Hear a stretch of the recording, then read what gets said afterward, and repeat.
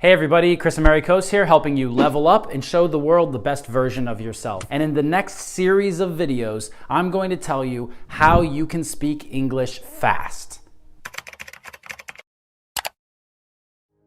A lot of people think that you have to speak English fast in order for you to sound natural or for you to sound like a native speaker. Nothing could be further from the truth. It's not true, I tell you. Because a lot of times when you try to speak faster, you sound less natural. Not all native speakers speak really fast. Although it might sound like that to you, they themselves don't think they're speaking fast. You see, when you think that a native speaker is speaking very quickly, what's really happening is something called blending. And this happens in every language. I lived in Russia for 8 years, I lived in Italy, I lived in other countries, and I noticed that they do the same thing there too. Blending is when we take the sounds of two different words and we put them together. And it sounds like we're speaking very quickly because two words sound like one word. And a lot of native speakers and even English teachers don't know that there are rules about how you blend words together. Probably the most common type of blending is when one word ends with the same sound that the next word starts with. A funny example that I remember is when a gas station said that they don't like big gas prices. Ugh, I hate these big gas prices. Sounds like you could use some big ass savings. I'd love some big gas savings. Now, native speakers don't pronounce both of the G's. They don't say big, gas. Instead, they say big gas. And this is funny because the second word sounds like a bad word. And sometimes it happens with sounds that are not exactly the same, but they're very close. In English, the sounds of the letters T and D are very close. And when you go to different countries and different regions of English-speaking countries, people might pronounce these sounds a little differently. So instead of saying bottle with T in the middle, we'll say bottle with D in the middle.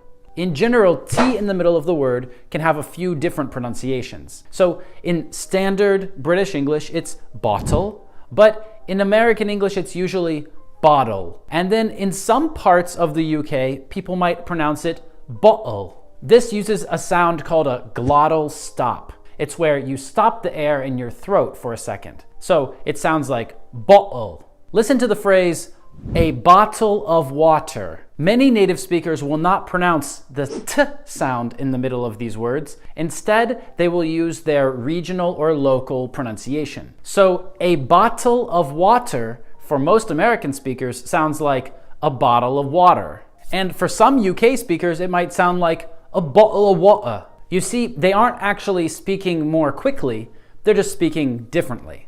And it's important to know that T and D sound very similar and they're very closely related in English pronunciation because when we talk about blending words together, T and D sometimes blend together too. Like in the phrase, what do you do? What do you do? The word what ends with the T sound and the word do starts with the D sound. But because these sounds are very closely related in pronunciation, you hear, what do you do? Now, I'm your teacher, and I'm trying to speak very clearly so that you understand me. When you meet a person on the street, they usually aren't thinking about how they can speak clearly so that foreigners will understand them, right? They just speak. You also want to pay attention to intonation. When a person asks you this question first, and then you ask it back to them, the intonation usually changes. For example, hi Chris, what do you do? I teach English, what do you do? You see, when we're the first person to ask this question, it sounds like, what do you do? The stress in this question is on the last word, do. What do you do? But when someone asks us this question first, and then we want to send the question back to them, we'll say, what do you do? And the stress will be on the word you. What do you do? Another thing to understand here is that some words have strong pronunciation and weak pronunciation. And the word you is no different. When we ask the question first, and the stress is on the last word of the question, the word do, then the word you is not stressed in this sentence. And that means that the pronunciation of this word will take the weak form. So instead of being you, it might sound like ya. What do you do? This is why learning stress and intonation in the sentence is very important. It's not that native speakers are just speaking really fast. It's that they're stressing different words in the sentence to communicate a small difference in the meaning. Now, you probably know the meaning of what do you do. It means, what's your job? Do you study? Do you work? Right? What do you do? Let me know what you do in the comments under this video. But you can also ask the question, what do you do, to ask someone what their everyday routine is. What do you do every day? Or what do you usually do? Or what do you never do? And that's the present simple tense in English. It asks about something that happens regularly, usually, sometimes, never, always, often. If we change this to the past tense and we want to ask about what they did yesterday, we can ask, what did you do? But here is another blending rule. Because when we have the sound d at the end of one word, and then we have the sound y at the beginning of the next word, they blend together to make the sound j. So instead of saying, what did you do? Many native speakers will say, what did you do? What'd you do yesterday? If you ask most native speakers, and apparently most English teachers on YouTube, then they don't know about this rule. And they don't think about it when they're speaking. They just say it. What'd you do yesterday? Where'd you go?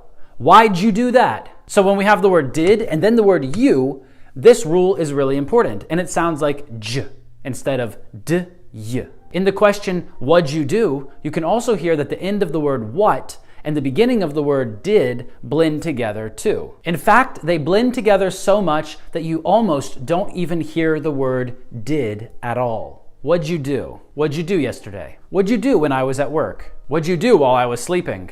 What'd you do when you turned off my video? Now again, it's really important for us to understand the intonation and the stress in this sentence. I'm saying, what'd you do? Stressing the last word, do. Okay, so we talked about how this phrase, what do you do, is used in present simple. And then we talked about what did you do in past simple. But what if we want to ask someone about what they are doing right now? Present continuous. Well, then we need to ask the question a different way. We need to say, what are you doing? But native speakers will usually blend some sounds together in this question too, and that can make it sound like they're speaking very quickly or leaving words out. But really what's happening is they're blending. Why are they blending? There's a rule for that. You see, when one word ends with the t sound and the next word starts with the y sound, these two sounds blend together to make the sound ch. And that's why most native speakers don't say, what are you doing? They say, what you doing? The t sound at the end of the word what and the y sound at the beginning of the word you blend together. Now you might be thinking, but Chris, those words are not even connected, right?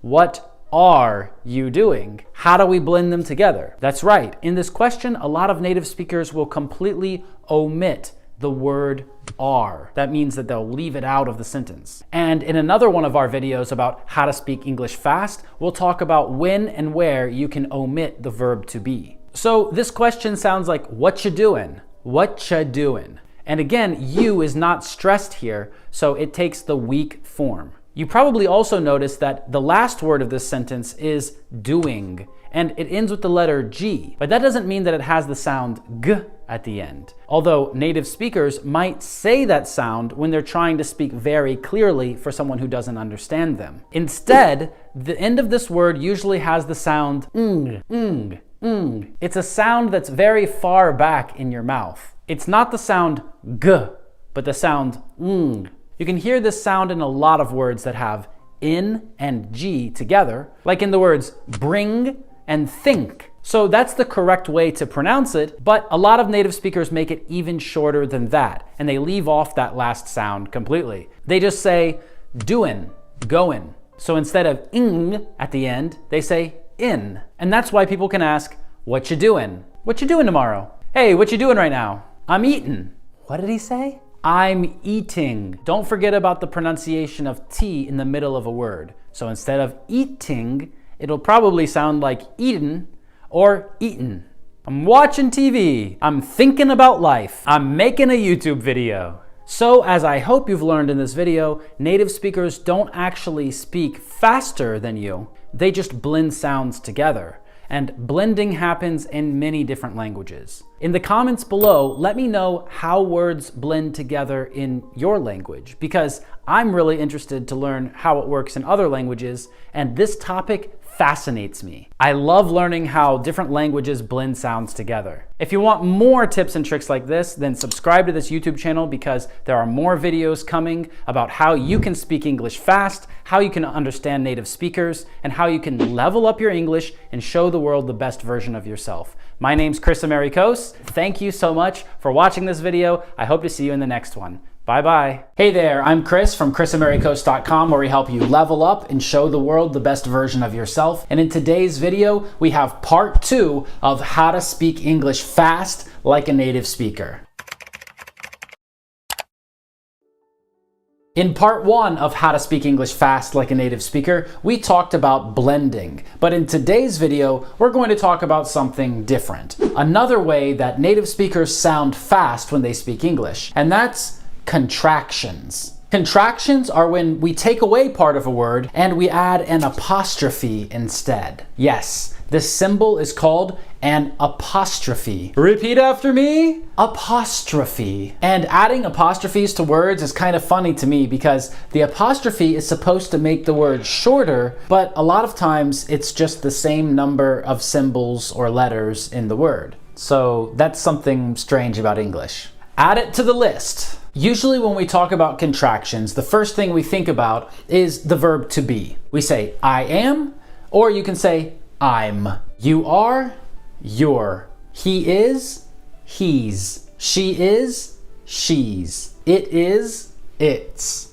We are, we're. You are, you're. And they are, there. Why did I say you twice? Well, that's because there's a singular you and there's a plural you. And even though we don't differentiate them very much in English, there are some situations where they're very clearly different things. So I have to say both of them. And a little later in this video, I'll give you an example of one of those things. So when we use the verb to be, we contract words a lot. We can say I'm Chris instead of I am Chris. It's really the same number of symbols, but it's less syllables, and that makes it sound faster when we're speaking. But sometimes contractions are really confusing because they can mean more than one thing. For example, when we say he's, he, apostrophe S, this could mean he is, but it also could mean he has, because apostrophe S can replace the word is or the word has, and it just depends on the context and the tense of the verb. So for example, I could say he's got a car, and this means he has got a car. He has a car. But if I say he's a car, then you know that I'm saying the verb to be, and it's really strange because I'm saying that a person is a car, right? I'm saying he is a car. Or we could say she's in Paris, and we know that this is the verb to be. She is in Paris. But if I said she's been to Paris, then you know that this contraction with apostrophe S does not mean is, it means has, because we're using the present perfect tense. So she's been to Paris means she has been to Paris. Another common contraction is apostrophe VE, which means have. And we can say I've been to Paris. This means I have been to Paris. We need to be careful not to just use it like the verb have. There are some differences. For example, you can say I have a car, but you cannot say I've a car. We generally use this contraction only for present perfect. So we can say I've watched a lot of Chris's YouTube videos. And that's when I say thanks for watching. Don't forget to subscribe. And you can say, Chris, I've already subscribed to your channel. And I'll say, virtual high five. Yes, you heard me correctly. I said, I'll say. That's because I used another contraction that's very popular, which is apostrophe LL. And this means will. I said, I'll say this. I'll say. I will say. I'll say thank you. And you can use this with any person. You can say, she'll say thank you, we'll say thank you, they'll say thank you. And you can just add apostrophe LL to the end of a word, and that means we have to add this extra sound at the end of the word. She'll, wheel, they'll, I'll, you'll. And then there's one more really popular standard contraction that a lot of people use, which is apostrophe D. And this could mean had, or it could mean would. And that's really confusing. So let's talk about it. Just like before, when we talked about the apostrophe VE contraction and how that's used in present perfect, the same applies here with apostrophe D. If we want it to mean had, then usually we're talking about the past perfect tense. We're not just saying the verb to have. We can say, I had seen that film before. I'd seen that film before. But we would not say, I'd a car, meaning I had a car. We could not say that because this contraction is usually used for the past perfect tense to mean had as a helping verb. But it can be difficult to understand when apostrophe D means had and when it means would. We need to look at the tense of the verb again. If we say, I'd flown to Paris, then this means I had flown to Paris. We know this because we're using the third form of the verb to fly. We're saying flown. I'd flown. Now, if we were using apostrophe D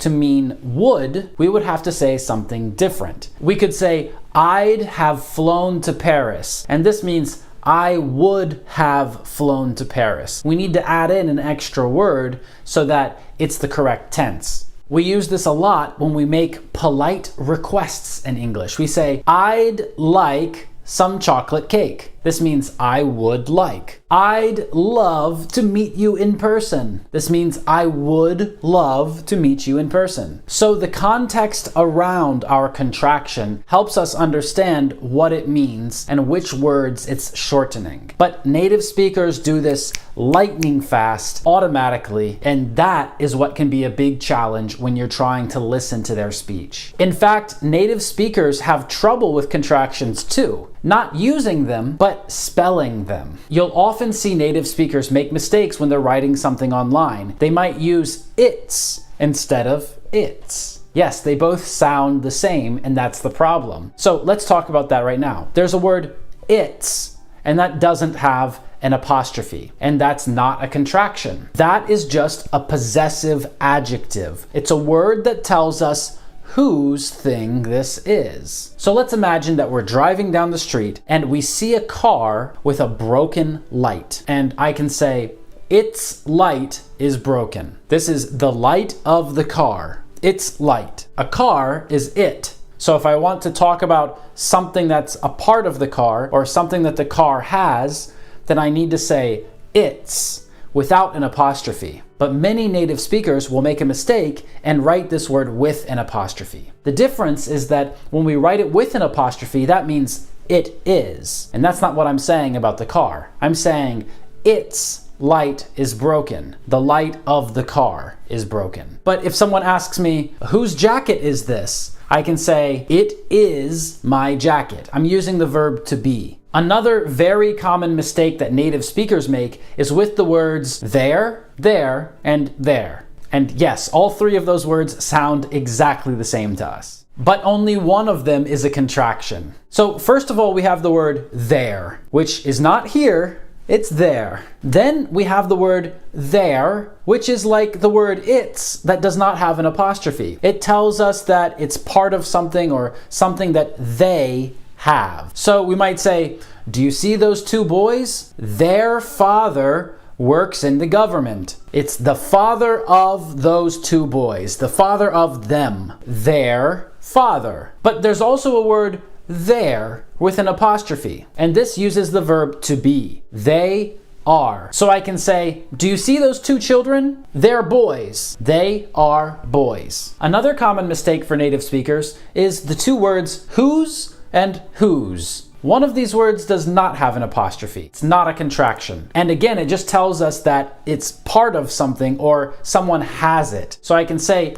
whose jacket is this? Whose does not have an apostrophe. This is just about who owns this jacket. This is the jacket of whom. But if we use the verb to be, then we can use a contraction and we can say whose with an apostrophe S. And this means who is. For example, I hear somebody in that room. Hey, Who's in that room? Who is in that room? If you're watching this video right now, subscribe and then leave a comment so I know who's watching. Who is watching? Now, it's probably clear to you why this makes our speech so much shorter and faster. We can just leave out some sounds. And we can do it with positive verbs like you are, you're, and with negative verbs like you are not, you aren't, or you're not. When we make the negative form of the verb, usually there's two different ways that we can say it. We can say we are not, we're not, or we can say we aren't. Both of these contractions are correct, and both of them are acceptable and used. But the problem for most people who are learning English as a second language or a foreign language is that you can add these contractions to a lot of different words. Almost anything, really. So usually my students learn that you can make these contractions with the verb to be, and you can use it with I, you, he, she, it, we, you, and they. But what about other words? Like the word this and that. If you want to say, this will be the best day of my life, you can say, this'll be the best day of my life. This'll, this will. Or maybe not even the word this, maybe just the word today. Today will be the best day of my life. Today'll be the best day of my life. Today'll. So we can just add that l sound at the end of the word today, and everyone will understand that we just said will. And we can do that with so many words. How about the word that? That'll be a good example. That will be a good example. Or with other question words like, when'll you get to the restaurant? When will you get to the restaurant? When'll. And who will be there? Who will be there? Who'll. And what'll you eat? What will you eat? What'll. And how will you get there? How will you get there? How'll. Plus, you can use contractions with people's names, like with my name, Chris. You can say, if I subscribe to Chris's channel, Chris'll be very happy. And you know what? It's true. Or with the word now. Now's the best time to subscribe. Now is. Now's the best time to subscribe. Also true. Okay, next, let's talk about some contractions that are kind of strange. Some of these contractions we use in speech, but some of them we only use in writing, and they're very, very old. We might not even use them in writing anymore today. The first one is the contraction ain't. This one is usually associated with some specific groups of American English speakers. The word ain't basically means the verb to be plus not. So someone might say, you ain't from around here. This means you are not from around here. Or I might go to my friend's house, hey, is John home? And his mother says, John ain't here. This means John is not here. But when I was a child and I was going to school, the teacher told us that ain't is not a word. And they did it in a very funny way. They said, students, the word ain't in the dictionary. And this is funny because they're using the word ain't in the way that people usually use it, to mean it is not. But they said that it's not in the dictionary and you should not say it. But they said it themselves. This contraction and the other contractions that we've talked about can also be used to form questions. So we can say, isn't it a great day today?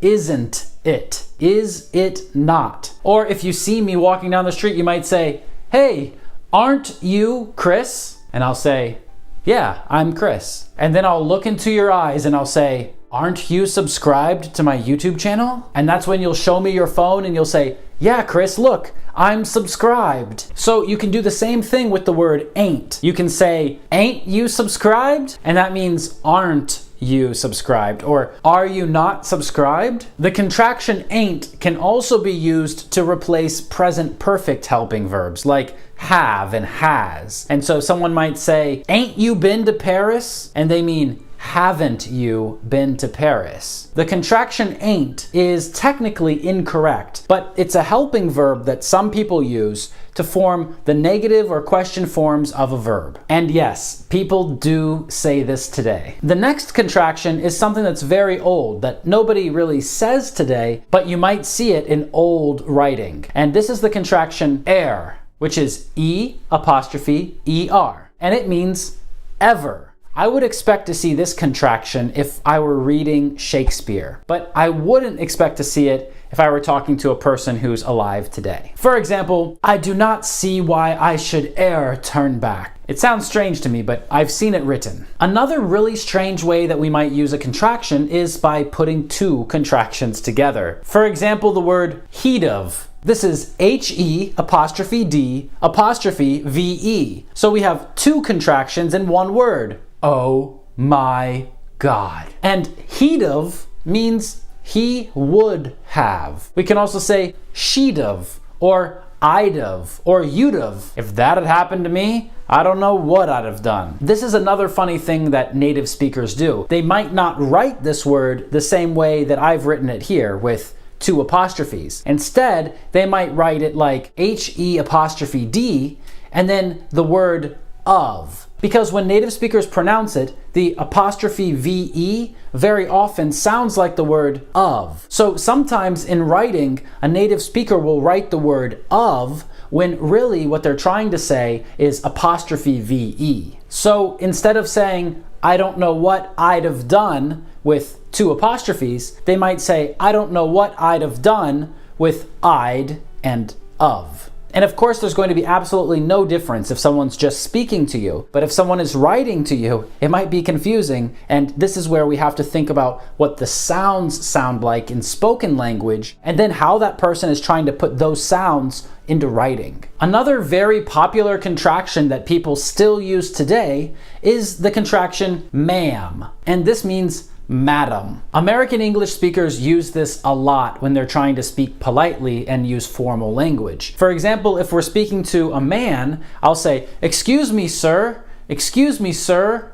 But if I'm speaking to a woman, I'll say, excuse me, ma'am. Excuse me, ma'am. When we want to get someone's attention and we don't know them, we don't have a relationship with them, we don't know their name, then it's polite to say sir and ma'am.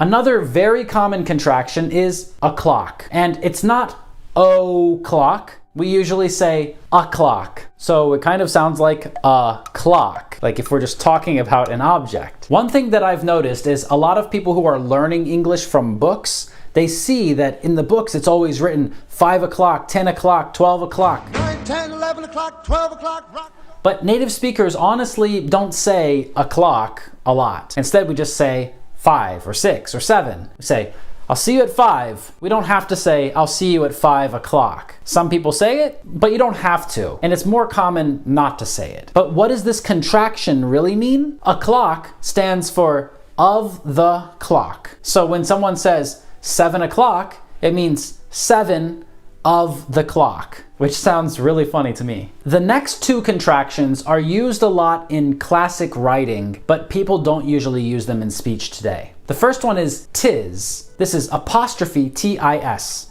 and it means it is. There's a Christmas carol called Deck the Halls, and in that Christmas carol we sing, "'Tis the season to be jolly." Jolly means happy. So it means it is the season to be jolly. But it would be very strange if someone came up to me and said, "'Tis a great day." It sounds really old. Nobody says that today. Everyone would just say, it is. It is a great day. Or it's a great day. The second contraction that we don't really use today, but we still use in writing and songs is twas, which means it was. This is apostrophe T-W-A-S. And there's a popular story that we tell at Christmas called The Night Before Christmas. And it starts out, "'Twas the night before Christmas." Nobody says it in speech today, but you can find it in writing and in popular culture like in songs. Okay, now we've talked about a lot of different contractions, and I think you understand why it sounds like native speakers are speaking very quickly, when really they're just using contractions, blending, and other methods that we're going to talk about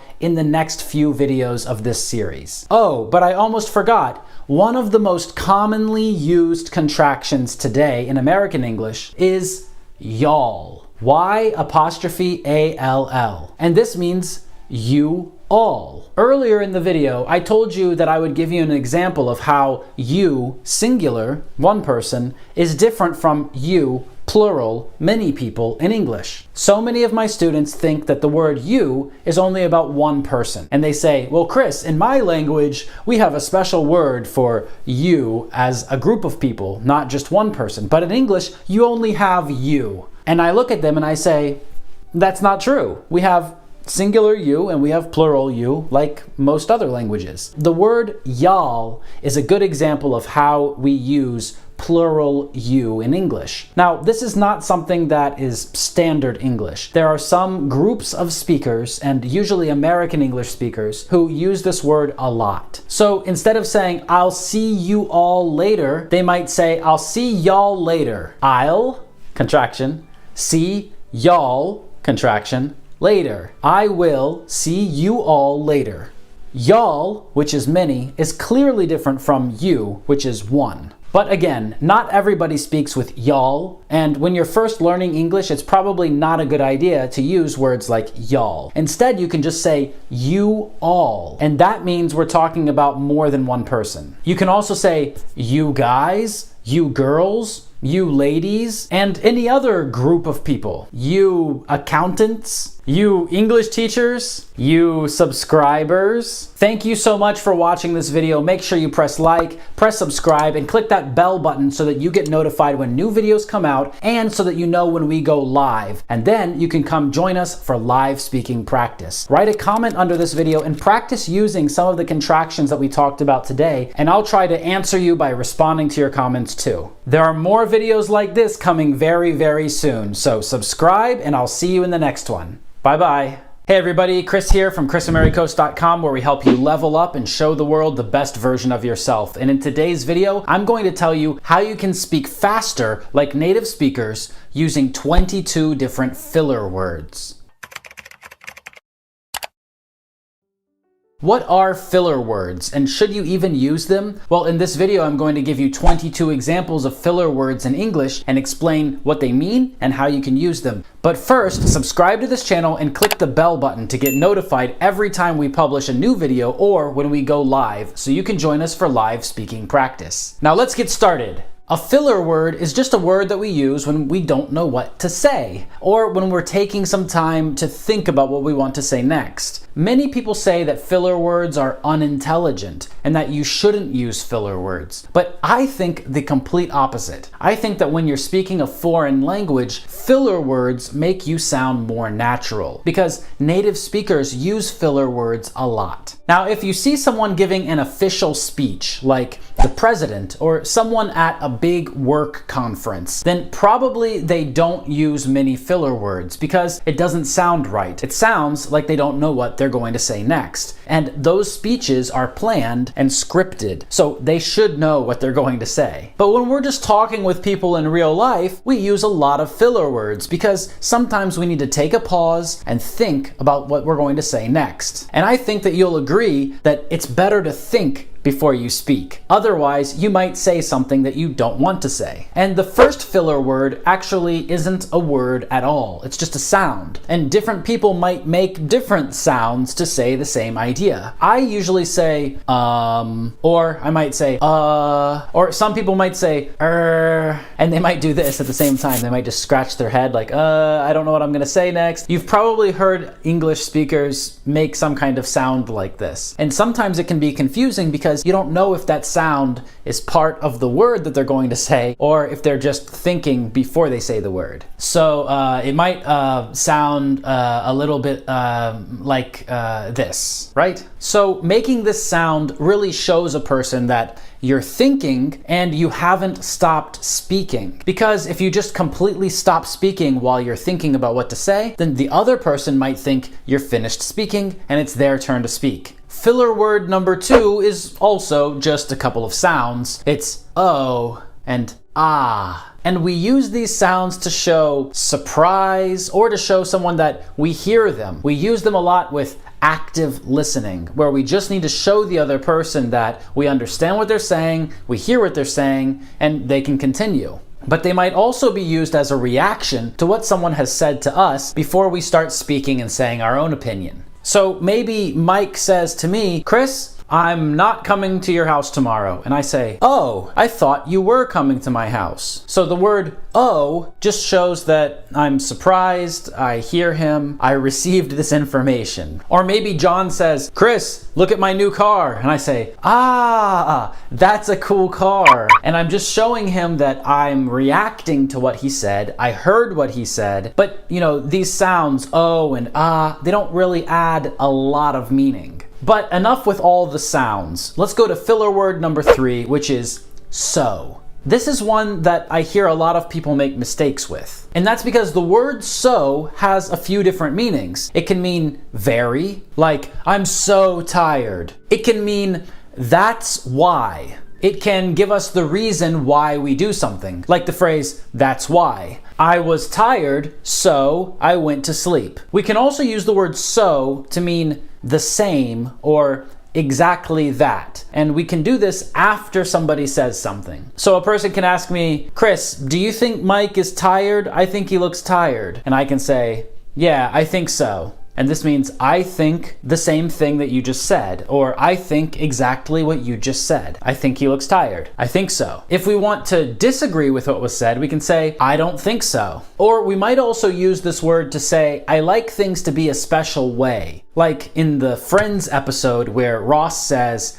I like things just so. It means I like them in a special way that I know, exactly in this special way. And those are all of the correct ways to use the word so, but there's one more. We can use so as a filler word. So let me give you an example. Oh, wait, I already did. That's right, we can put the word so at the beginning of the sentence, and it's just like an introduction to this sentence. Another way that we can use the word so is like, and what? In fact, sometimes we say, so what? For example, maybe Mike says, Chris, you look really tired, and I can say, so what? This means, why is that important? Why does that matter? Or it's not important. And you don't have to say so what, you can just say so, usually with a special intonation. So, like that. For example, you say, Chris, I don't like your YouTube videos. And I say, so? It means I don't care, or that's not important to me. Like, and what? If a person says this to you, you can reply back with so, and then give them a reason. So maybe I said, Mike, you look really tired today. He says, so? I say, so, you should get some sleep. You can see that the word so might mean like, and what, but it could also be, and that's why you need to do something. Because the word so can give us the reason for doing something. I know all of that probably sounds confusing, but that's why we need to really pay attention to the meaning of the word so, because I hear a lot of people misuse it. And they use the word so in an unnatural way. When they use it in some parts of the sentence, it sounds like they're using a different meaning of so, not just as a filler word. As a filler word, it usually goes at the beginning of the sentence. So, where do you want to eat? In this example, it really doesn't add any new meaning. Where do you want to eat?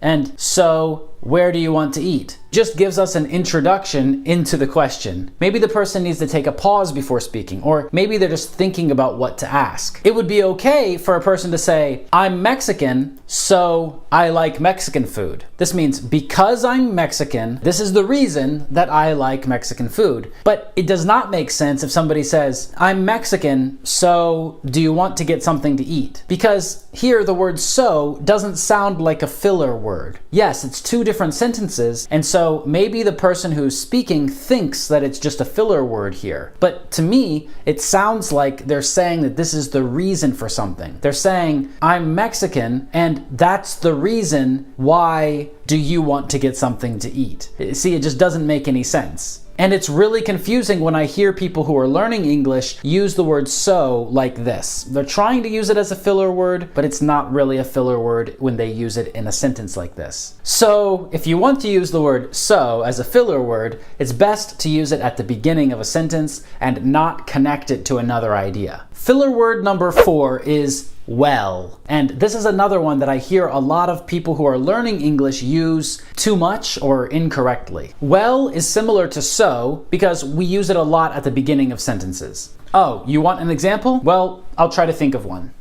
You can use it in other parts of sentences too, but you should be careful not to use it too much or to use it in places where it might be confused with the other meaning of the word. The word well is the adverb from the adjective good. So you can say, I am good, this computer is good, this film is good, but if we're going to use a verb and describe an action, we should use the word well. He runs very well. He plays football very well. He makes YouTube videos very well.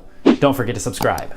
The filler word well makes more sense than the filler word so in the middle of sentences. For example, I'm really hungry and, well, I'm gonna go get something to eat. It's just an extra word, it's just an extra thought, it just gives us more time to decide what we're going to say next. Let me repeat something really important here. Any filler word that you use again and again in multiple sentences in a row is going to sound very unnatural. There are some filler words that natives use a lot in almost every sentence, but that's really what makes our speech sound like we're not confident and we're not very intelligent. Instead, you want to use filler words sparingly. And one of the words that especially highlights this point is number 5, the word like. There are some groups of people who speak American English who tend to use the word like a lot in their speech. I don't think that it sounds good. Most people say that it doesn't sound good, it doesn't sound smart, but still there are some people who use it a lot. In fact, they might say a sentence like this. I wanted to go get something to eat, and I didn't know where I wanted to go. So you can see here that the word like really means nothing in this sentence. It's just an extra word that allows the person to think for one more second before they say the next words in the sentence. But the word like has other meanings too, of course. Usually the word like is used to compare two things. So I can say, he is like me. He has brown hair. He has brown hair like me. And so we're comparing two things. That's okay. That's the usual way that we use the word like. Like can also be a verb. I like you. You like me. Or press like after you watch this video. Those are the standard meanings of the word like. But like can also be a filler word, as we saw in the example. We can also use the word like in some special expressions. For example, like this or like that. I can tell you, no, don't move your hand like this. Move your hand like this. And so I can show something and say like this or like that. And it helps the person who's listening understand what example I'm showing them. Sometimes native speakers will also use the word like to say that somebody said something. We might say, Mike said he was coming to my house, and then John said that he was not coming. And Mike was like, why aren't you coming? And John was like, I'm busy that day. So the word like can show that somebody is saying something. The word like can also be used to present an example of something. For example, you can use the word like as a filler word, like, and then I can give you an example. For example, many people love sports like soccer, football, baseball, basketball. So before I started giving examples, I used the word like, and this tells the person who's listening that these are going to be the examples. All right, number 6 is you know. A lot of native speakers will use this filler phrase, and it's kind of funny when you think about it because it's usually used as a question, you know? That's how they use it. They just add it at the end of a phrase and make it a question, and then it's asking the other person to say that they're listening and that the person who's speaking can continue. I might say, there are billions of people on the planet, you know? And many of them watch YouTube, you know? So it's not really a question that requires an answer, it's just a filler phrase that asks if you're listening or not. But sometimes this filler phrase annoys me, and I sarcastically answer people. They'll say, it's really hot today, you know? And I'll say, no, I don't know. I haven't been outside, so I don't know. And of course, people don't like it when I do that, but they're asking the question, you know? And I think it's silly to ask this question all the time, even though I know that it's a filler phrase. Oh, Chris, you're so silly. Another thing to remember about this filler phrase is that we don't usually pronounce it you know. We usually pronounce it you know? And it usually has this question intonation at the end. You know? Great, now you know filler word number 6, and we can go to filler word number 7, which is another phrase, you see. This one is very similar to, you know? Because it's also a question that we ask at the end of a phrase to check that someone is listening and that we can go on. I also like to use this at the beginning of phrases. I might say, you see, that's why we use filler words. But still, I use this question intonation, and it prepares you to hear the answer to that question. I said, you see, that's why we use filler words. And so the listener feels like I asked the question, but they're still not sure what the question is, and then I give them the answer to the question, you know?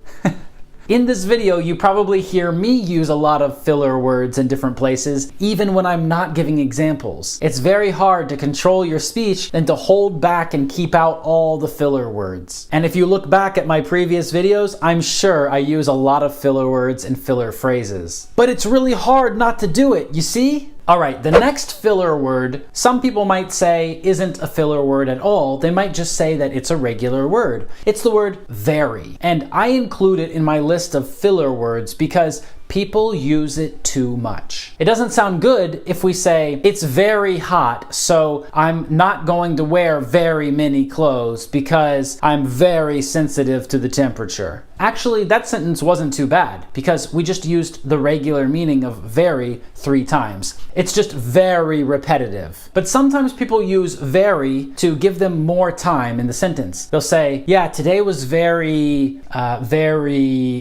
difficult at work because I had very many tasks. You see, in that case, the word very doesn't really add a lot of meaning. It's just something that can give us more time to think. Another example very similar to this is the word really. And the meaning of really is very similar to very. So someone might say, we were driving really fast and I was really scared and it was a really dangerous thing to do. So again, just like the first example with very, this sentence is okay, it's just very repetitive. It's really repetitive. But if we use it to give us more time to think, then it acts more as a filler word. For example, this video is really long and really useful. So of course we can make this really long and give us more time to think and then to say the next phrase. Another way that we might use the word really is before some action that we want someone to do. We might say, you should really subscribe to my channel right now. And when we use it like this, it doesn't mean very, it means something like, in fact, you really should do that right now. I'm serious about it. You should seriously do it right now. No,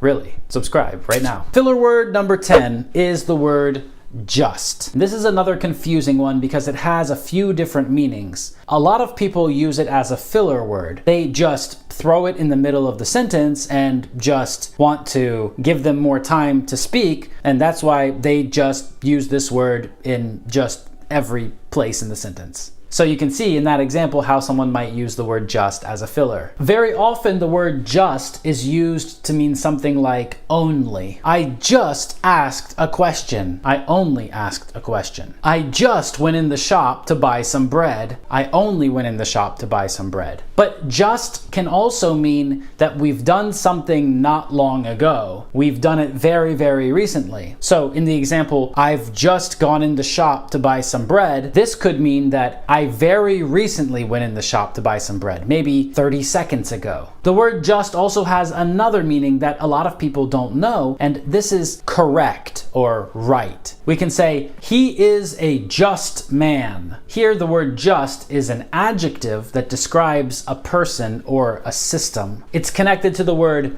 justice. So when we use it with those meanings, it's not a filler, but when we just throw it in the middle of sentences everywhere, that's when it's a filler. Filler word number 11 is the word right. And I know that you have heard me use this in all of my videos. I'll say something to you, and then at the end of that, I'll ask you a question, and I'll say, right? For example, you've already subscribed to my channel, right? Or now you understand what I'm talking about, right? So the word right is a way to confirm that the person heard what you said and that they agree with you. And sometimes it's just a rhetorical question. A rhetorical question is a question that doesn't need an answer. A person asks it just to ask the question, but doesn't expect an answer back from you.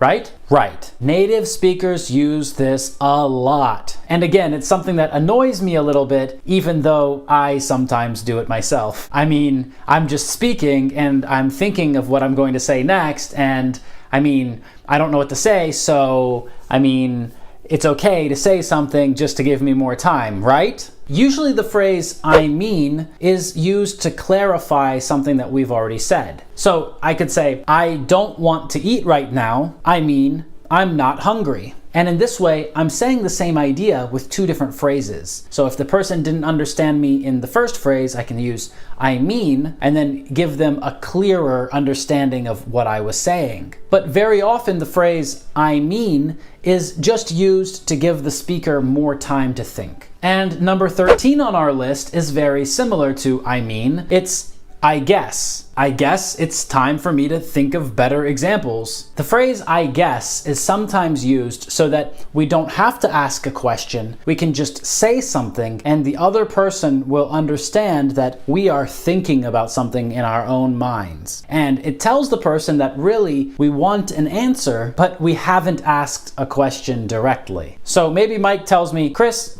I'm not hungry right now. And I can say, I guess you don't want to eat. And so when I say this phrase, it means that I'm thinking that you don't want to eat because of what you just said, but I don't know the answer. I'm just guessing. People will also use the phrase I guess in a lot of their answers to show that they're not confident about the answer. Hey Chris, do you want to come to my party tomorrow? I guess. This means yes, but I'm not 100% sure. And filler phrase number 14 is very similar. It's I suppose. Hey Chris, do you want to watch another video? I suppose. Again, we're saying yes, but we're not very sure. We're not confident about our answer. And we can use it to ask a question without asking a question. I suppose you're enjoying this video because you're still watching. When I say this phrase, it means I'm thinking about this, but I'm not sure. So it would be great for you to give me more information, for you to say, yes, I'm enjoying this. Or for example, for you to write a comment under the video and say, Chris, this is the best YouTube video I've ever seen in my life, right? Phrase number 15 is by the way. This is another one that I hear people use way too much. I'm not talking about just native speakers. I'm talking about people who are learning English. They love to throw in this phrase every chance they get. Oh, by the way. By the way. The phrase by the way just adds more information, and maybe we don't even need this information. So maybe Mike says, hey Chris, are you coming to my party tomorrow? I say, yeah, I am. Oh, by the way, John is coming too. And so when I say by the way, it means I'm going to give you more information. I'm going to give you extra information, additional information that maybe you didn't ask for, or maybe you didn't even need. By the way, if you want to practice speaking English live with native speaking teachers many times every day, click the link under this video to go to our English Everyday program. You see? That was a great example of using by the way. And filler word number 16 is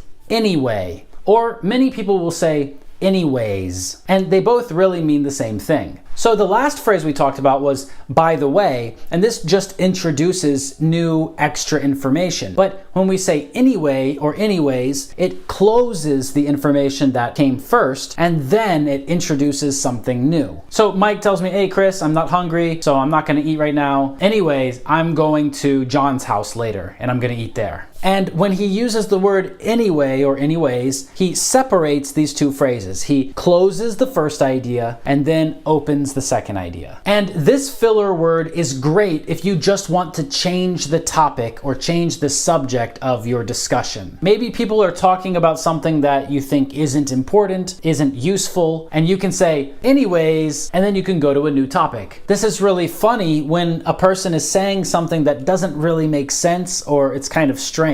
So Mike says, Chris, did you know I can eat more pancakes than anyone in the world? And I say, anyways, and then I change the topic to something else. And this will tell Mike, I think that's boring, I think that's not interesting, I think it's not useful, and let's close that topic now. Number 17 is the phrase in fact. And a lot of people who are learning English use this too much. In fact, I can't think of an example of when you might use it. Ha ha ha.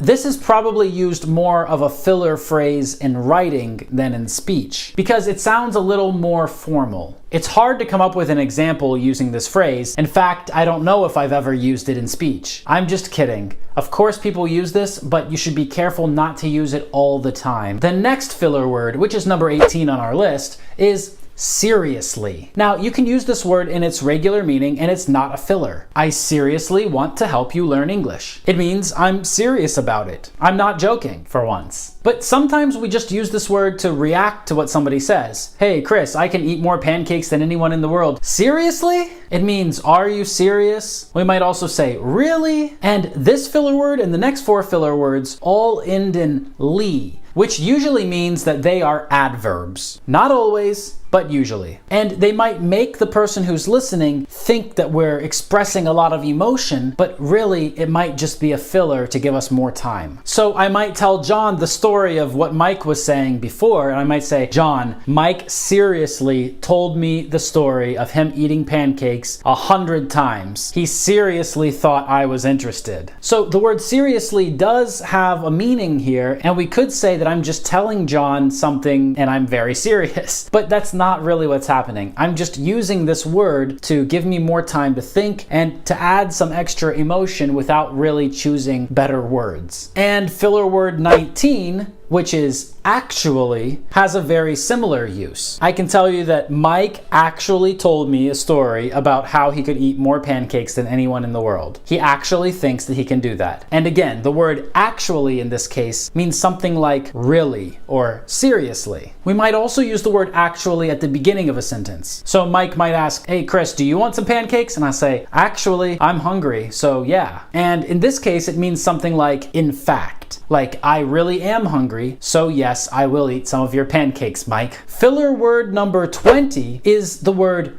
basically. And again, this can just be added into different parts of a sentence, and it doesn't really have a deep meaning, but someone might just be trying to get more time to think about what they should say next. So basically, you could add this word into basically any sentence that you basically were saying at any time. And of course, this word does have a meaning that we can use in a sentence. For example, if we say a long, complicated sentence and then we want to say a simple version of it, we can use basically to say that this is the basic or simple way to say it. For example, in this video, I'm telling you 22 words and phrases that you can use as fillers, and I told you that some people think fillers sound unintelligent and that they are just used to take up space. So basically, I'm telling you, don't use them too often. You see, this is the regular meaning of the word basically, not as a filler. But another filler word that we use, which is number 21 on our list, is the word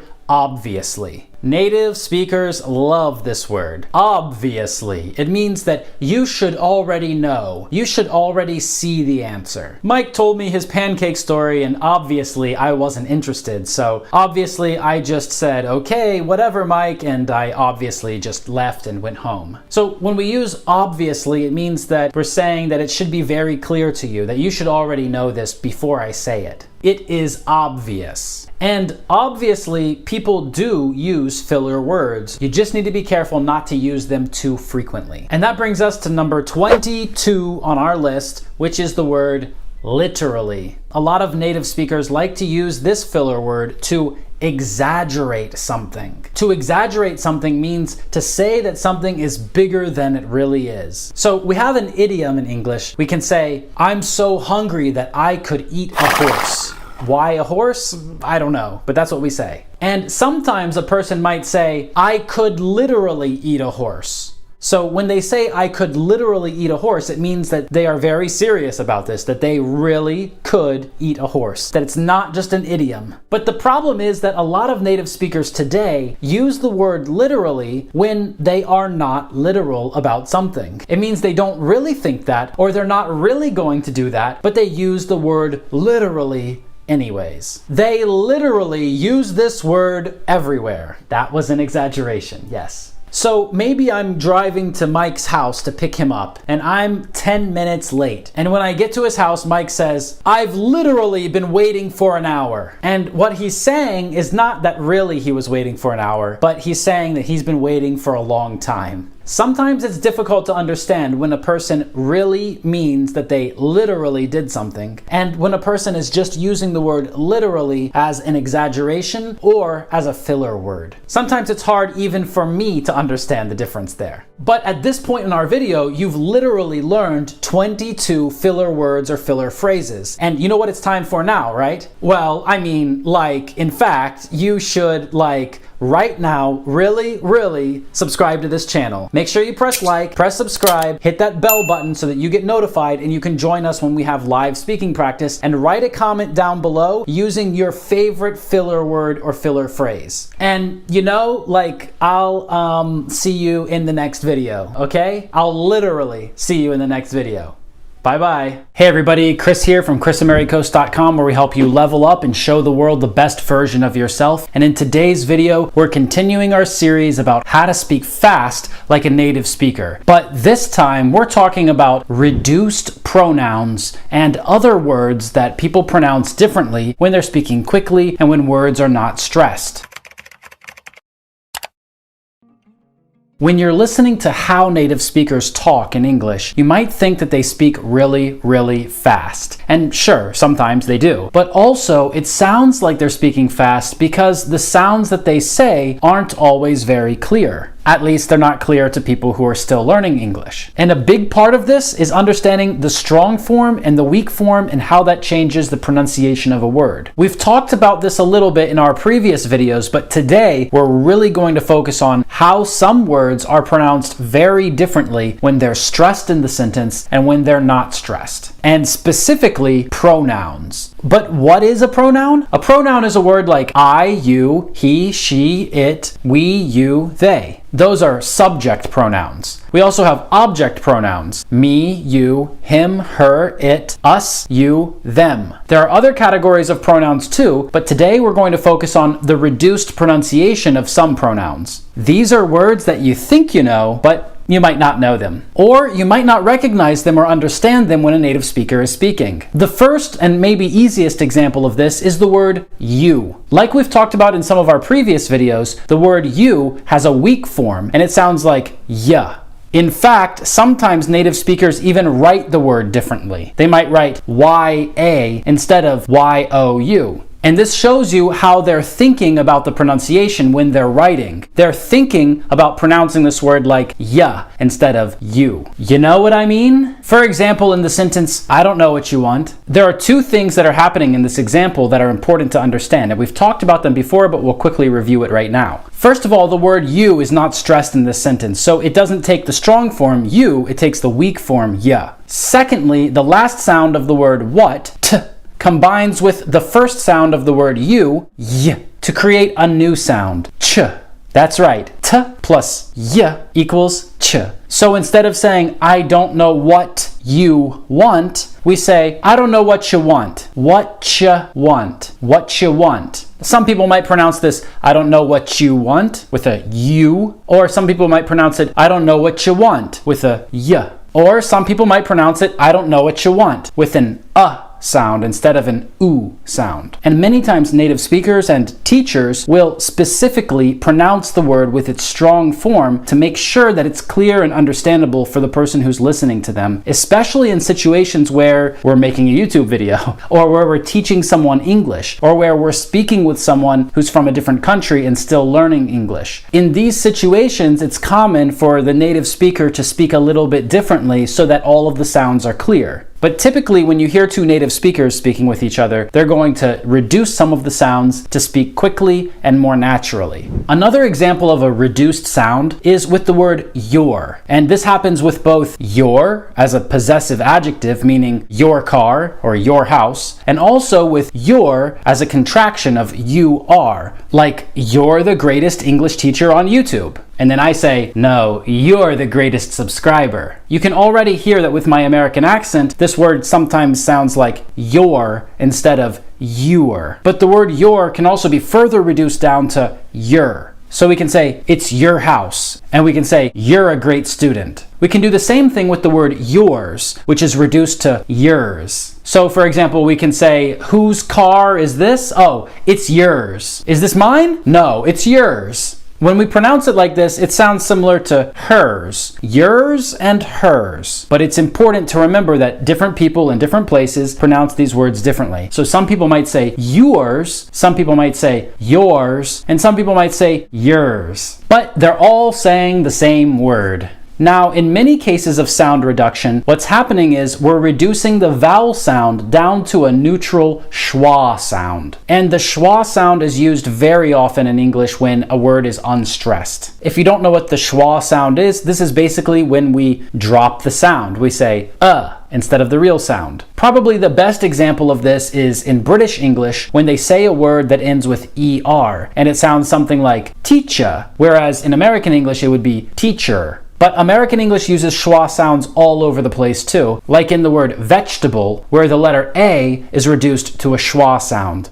Vegetable, not vegetable. But in other cases, sounds are reduced differently. For example, when we have an H at the beginning of a word, it might be completely eliminated, forgotten, left out, or not pronounced. And the pronoun he is a good example of this. Instead of he with an H sound at the beginning, like he, it might sound like E without an H sound. Different English speakers do this to a different extent, and in different sentences, the H sound might be more or less prominent. But let's take a look at an example sentence. What's he doing? Do you hear an H sound in this sentence? What's he doing? If you hear an H sound at all, it's very light, but probably this H sound is completely omitted. One more time. What's he doing? Or many speakers will also reduce the G sound at the end of the word doing, so it'll sound more like, what's he doing? Again, what's he doing? Now, I'm just pronouncing it this way so that you can clearly understand what I'm talking about and how we've reduced this sound. If a native speaker were to pronounce these words very slowly in the way that I've just done it, they would pronounce all of the sounds. They would say, what's he doing? This is how they would speak if they wanted to be very clear. But if they were speaking very quickly and not thinking about what they're saying, then they would probably sound more like, what's he doing? So the word he becomes E, and the word he's, with an apostrophe S, becomes ease.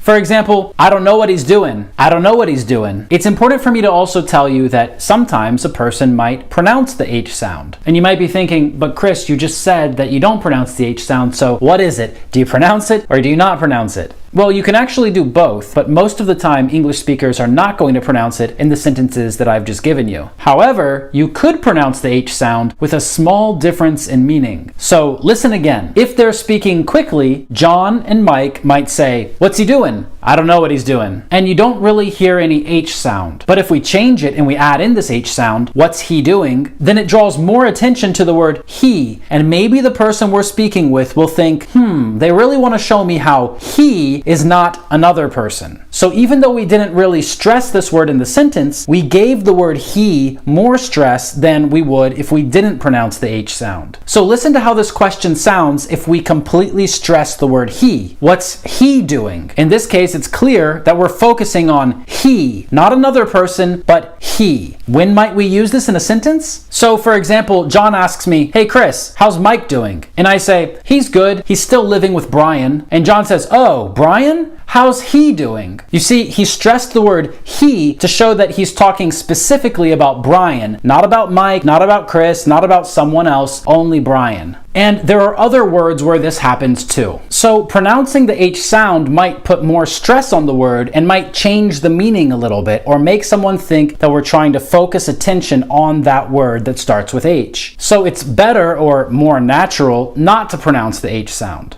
Another word where we don't pronounce the H sound at the beginning is the word him, which becomes im or m or Like in the example, give him the ball. Give him the ball. Give him the ball. Some people might pronounce it like give him the ball, and others might say give him the ball, and others might say give the ball. But it happens so quickly that it really sounds more like a schwa sound again. Another word where this happens is the word his, which becomes is. And that's confusing, right? Yes, the word his sounds like is when we don't pronounce the H, which happens in a lot of sentences because this word is not stressed. For example, that's his opinion. That's his opinion. That's his opinion. Or for example, this is his sister. Or, for example, do you know who Sarah is? No, you don't know Sarah? But you know John. Well, Sarah is his sister. Sarah is his sister. Sarah is his sister. Sarah is his sister. In this sentence, it sounds like we say is twice because the first is really is,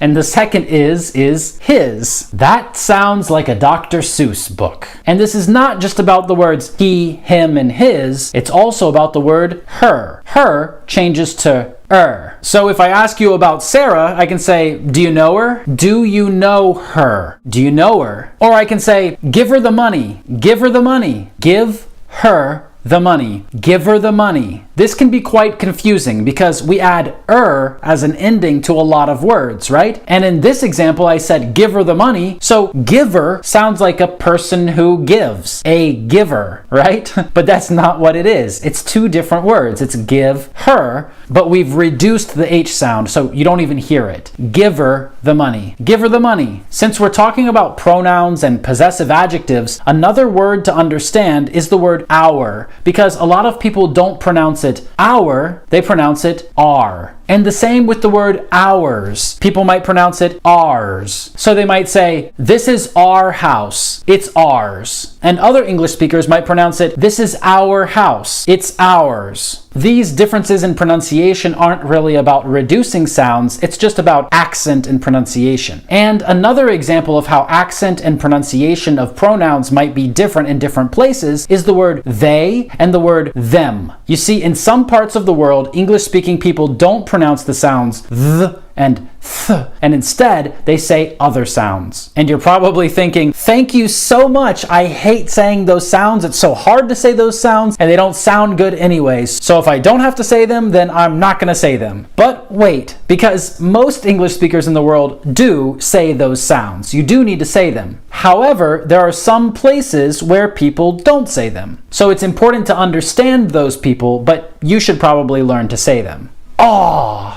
I know. For example, on the island of Jamaica, English is the official language. People speak English. But the type of English they speak is a patois, which means it's mixed with something else. So instead of saying they might say day. And instead of saying this, they might say dis. And instead of saying them, they might say dem. Also, instead of saying think, they might say tink or think. And instead of saying thumb, they might say tum or fum. And this is not only about Jamaica. There are different English speakers in different places in the world who might say f or t instead of th. And they might say d instead of th. So the question, what do they think, might sound like, what do they think? Or, what do they think? But let's go back to the word them, because the word them can be reduced to m or which sounds very, very similar to the word him when it's reduced, right? Do you remember our example sentence? We said, give him the ball. And how do we know that that means give him the ball and not give them the ball? We really don't, because the reduced sound of both of these words is very similar. For many speakers, there is a slight difference between them though. Him is reduced to im, and them is reduced to m. So the difference is im and m, which for many English learners is very difficult to differentiate. Sorry. And this is another example of a word that native speakers might actually write differently too. They might write em to mean them. So if they're writing you a message, they might say, tell them the truth, or they might say, tell them the truth, with em instead of them. Tell them the truth. Again, it's not 100% clear that the speaker is saying tell them. The speaker might also be saying tell him. But either way, tell them the truth. Or for example, give them the money. Give them the money. Give them the money. So I think now you understand how a lot of different words are reduced in sound and how different words are pronounced a little differently by different people around the world. But there's two more words that we need to talk about because they're also reduced, even though they're not pronouns. And these are the words have and has. Very common words. The word have is frequently reduced to of. And this is something that sometimes native speakers make a mistake with because when they're writing something, they might write the word of, of, instead of the word have. And that's because when they're speaking, it sounds very similar. Your parents might ask you, what have you learned today? What have you learned today? Someone might actually write the word of instead of writing the word have. What have you learned today? By the way, I hope you've learned something in this video. So before it's finished, make sure you subscribe to this channel and answer this question in the comments below. What have you learned today? And then the word has can be reduced to es or us, and that's using the schwa sound again. So if you go to a shop and you say, I want the discount, they can say, the discount is ended. The discount is ended. The discount has ended. The discount is ended. Of course, you could just say the discount's ended with apostrophe S, and this would mean the same thing. Or I could tell you this video's finished, or this video is finished, or this video has finished. Thank you so much for watching this video lesson. Make sure you like this video, subscribe to this channel, press the bell button so you get notified when new videos come out, and so you get notified when we go live, because you can join us for live speaking practice. If you'd like to join live speaking lessons every day, 4 or 5 times every day, with native speaking teachers who are also professional certified teachers, then click on the link under this video and you can come to our website and get started today. Thanks again for watching, and I will see you in the next video. Bye-bye. Hey everybody, Christopher here from ChrisAmericoast.com, and today we're talking about how to speak English without fear. How to not be afraid when you speak and how to be confident, right? And that might mean something different to different people, but we're going to talk about how you can do it no matter what confidence means to you. And before we jump in, I want to say thank you to everybody in English Every Day, where we practice speaking English live with professional native teachers 5 times every day. This is the fastest way to fluency. And a special thank you to everybody in our Level Up program, where we help you think in English and apply it to your life. And talking about fear, talking about being afraid, is something very important, because sometimes you feel like something is holding you back when you're trying to speak English. And a lot of times it's nothing outside of you. It's nothing out there. It's all up here. And that's the problem with fear. That's the problem with being afraid, is that it's not real. Fear is not a real thing. It's not connected to a reality. It's connected to the future. You see, every time you are afraid of something, you are thinking about what might happen in the future. Now, it's not guaranteed to happen, right? That fear might be completely irrational. It might not make sense. It might not be true. And when we're afraid of something, it means that we think something might happen in the future, and that scares us. And we're worried about that future that might happen.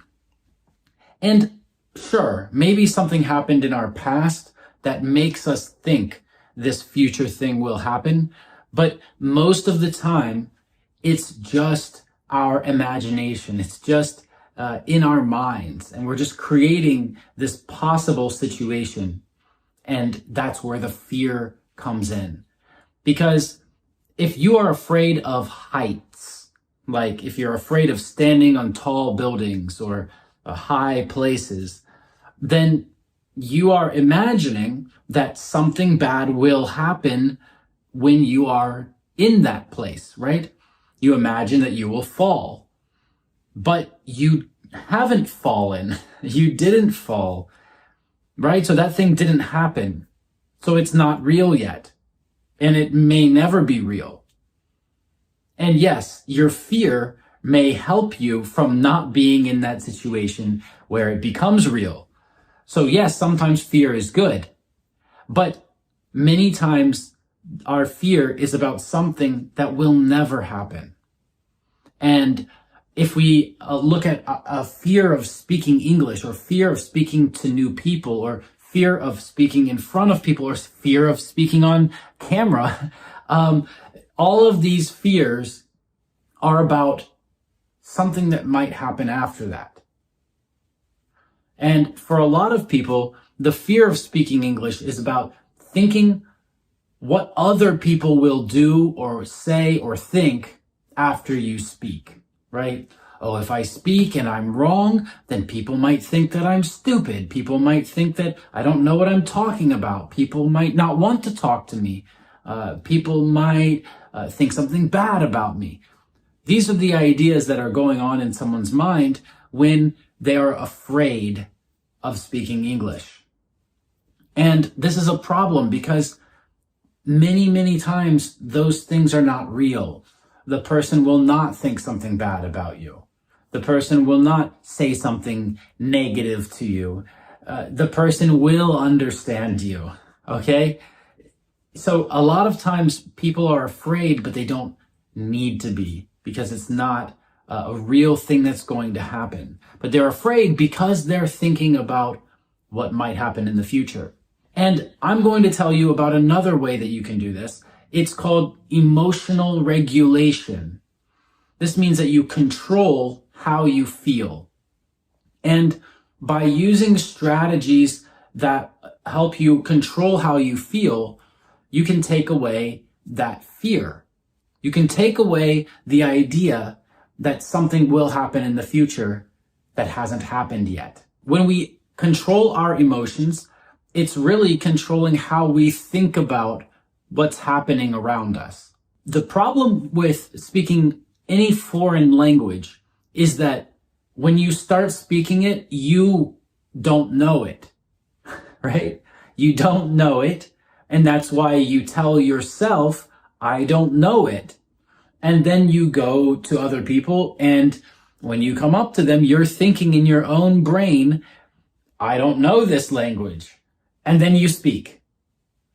And every time before you speak, your brain is saying to itself, I don't know this language. And then you're saying it. That means that the way you say it carries this idea with it. You're communicating to people, I don't know this language, I don't know this language, not because of how you speak, but because of how you think. This is very important to understand. And so when you can control how you think, then you can control how you feel. And that will take away the fear, because at the end of the day, fear is a feeling. It's not a thought, but you have that feeling because of what you think. So your thoughts will influence how you feel, and we can control how we think. So instead of going to a situation and talking to a new person and saying to yourself, I don't know what I'm doing, and then trying to speak to them, we need to use some strategies, some tactics, some techniques so that we can control how we feel and we can regulate our emotions. This helps us boost our confidence before we speak with someone.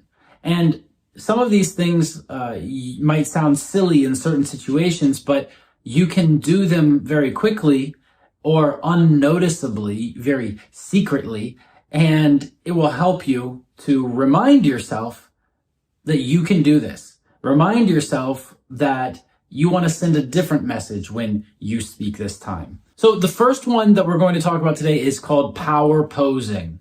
And this is basically standing tall, taking a deep breath, and smiling.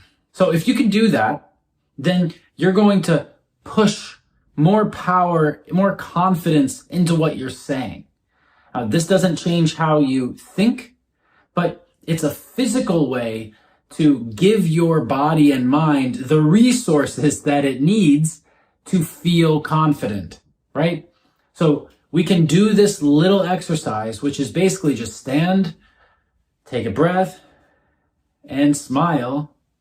And we feel a little better for a second because of the air flow, because of what we're doing with our bodies, right?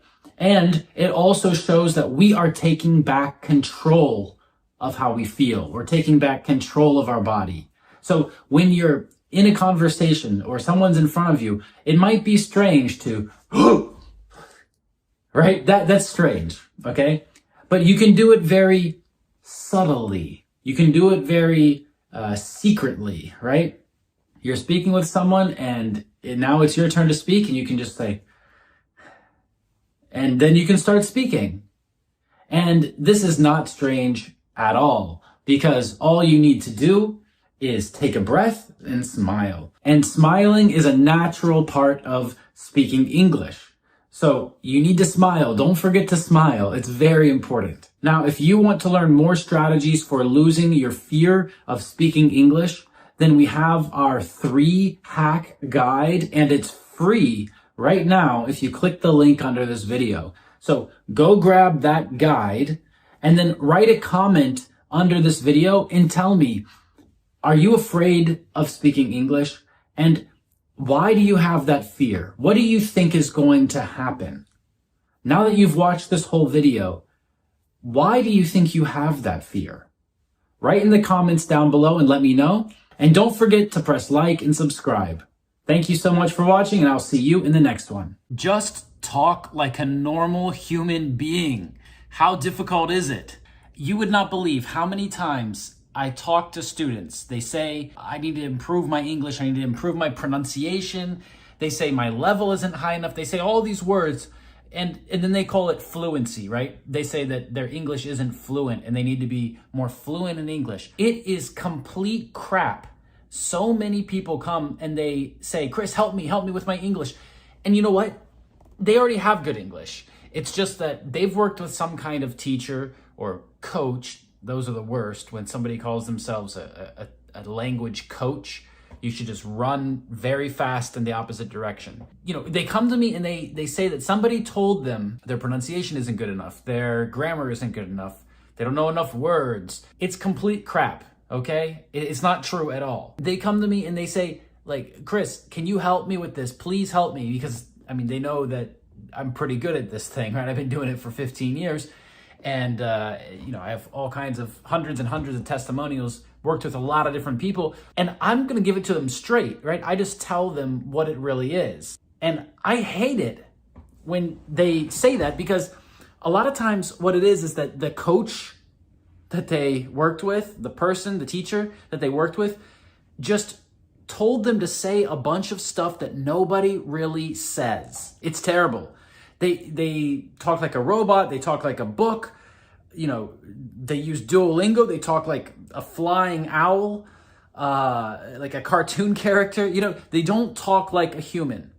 And so that's like the biggest thing that I can help them with, is just to have them talk like a real human being, like a real person who actually speaks that language, in this case, English. I mean, it's just crazy how many students come to me with this problem. They say it's something else, right? They say that it's fluency or it's pronunciation, but actually what's happening is they worked with some kinds of teachers who just like read some exercises from a book.